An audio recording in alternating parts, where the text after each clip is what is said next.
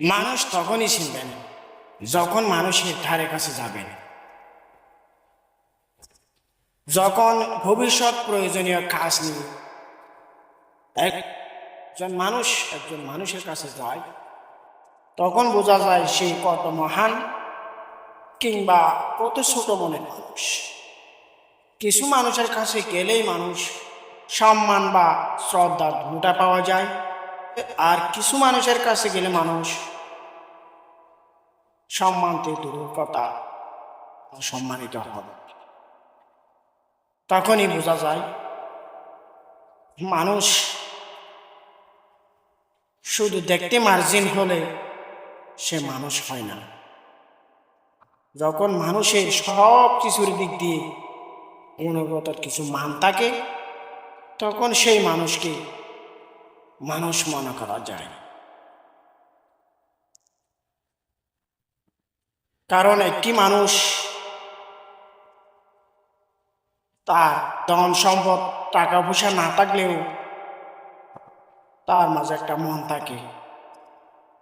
আর একটি মানুষের টাকা পয়সা ধন সম্পত্তি অনেক কিছু থাকলেও তার মাঝে কিন্তু মন থাকে না।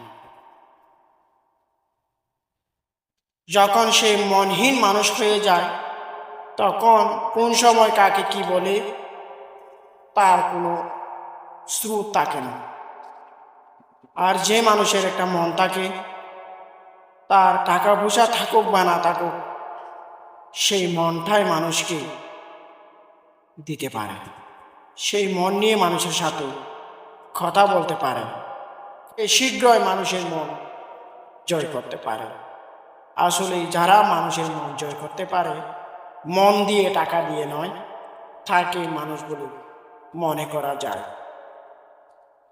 সে যতই বড় মনের মানুষ হোক না কেন, যদি তার কাছে কোনো মন মানসিকতা না থাকে, সে কোনোদিন মানুষের মন জয় করতে পারবে না।